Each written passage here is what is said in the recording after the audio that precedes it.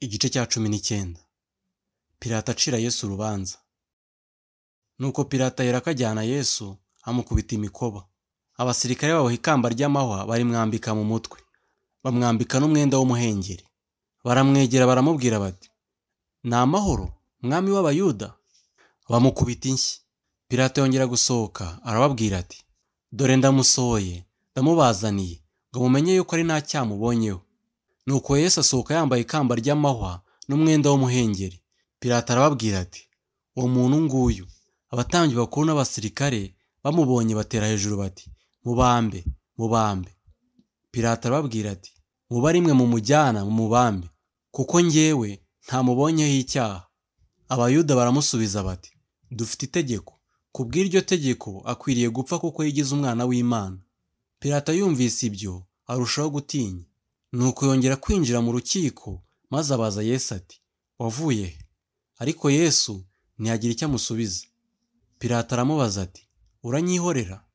Ntuzi yuko mfite ububasha bwo kukurekura kandi ko mfite ububasha bwo kukubamba?" Yesu aramusubiza ati, "Ntiwagira ububasha bwo kugira icyo untwara utabuhawe buvuye mu ijuru. Nicyo gituma ukungabije akurusha icyaha."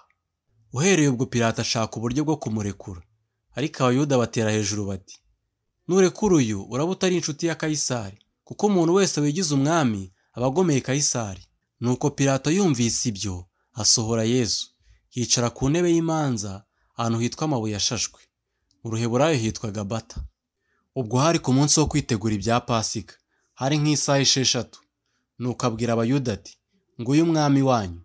Nabo batera hejuru bati, "Mukureho, mukureho umubambe." Pilato arabasubiza ati, "Mbese mbamba umwami wanyu?" Abatambyi bakuru baramusubiza bati, "Nta mwami dufite keretse Kayisari." Aherako aramubaha ngo abambwe. Babamba Yesu. Nuko bajyana Yesu. Asohoka yikorereye umusaraba, agera ahantu hitwa i Nyabihanga, mu Ruheburayo hitwa Igorogota. Bamubambanaho n'abandi babiri hirya no hino, Yesu ari hagati. Pilato yandika urwandiko arushyira ku musaraba, rwanditswe ngo, "Yesu w'i Nazareti, umwami w'Abayuda."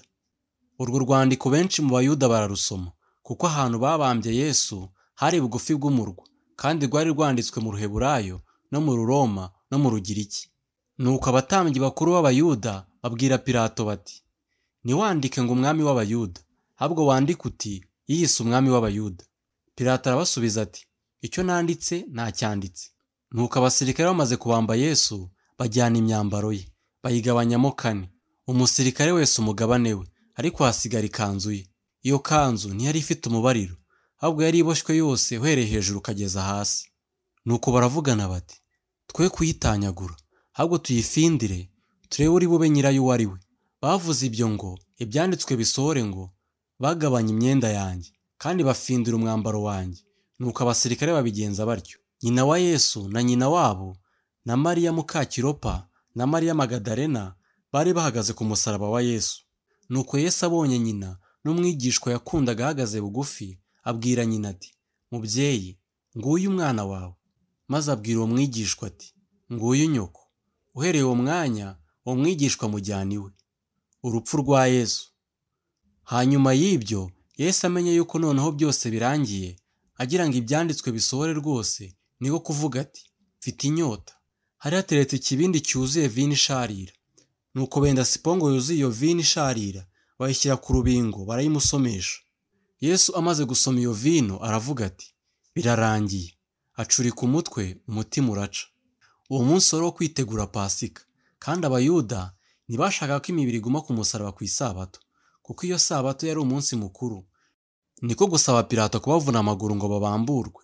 Abasirikare baraza babanza kuri umwe bamuvuna amaguru, n'undi wari ubambanywe nawe bamugenza batyo. Ariko bageze kuri Yesu basanga amaze gupfa, ntibamuvuna amaguru.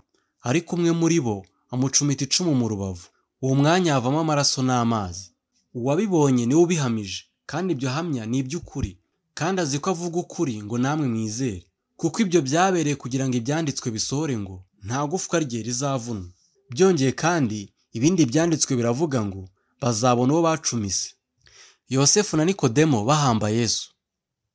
Hanyuma y'ibyo haza Yosefu wo muri Arimataya, nawe yari umwigishwa wa Yesu ariko rwihishwa, kuko yatinyaga Abayuda. uwo ajya kwa Pilato amwaka intumbi ya Yesu ngo ayikureho. Pilato aramwemerera, araza akuraho intumbi ya Yesu. Na Nikodemo, wa wundi wigeze kumusanga nijoro cyagiye, araza azanye ishangi ivanze n'umusaga. Kuremera kwayo kwari nk'ibiro 50.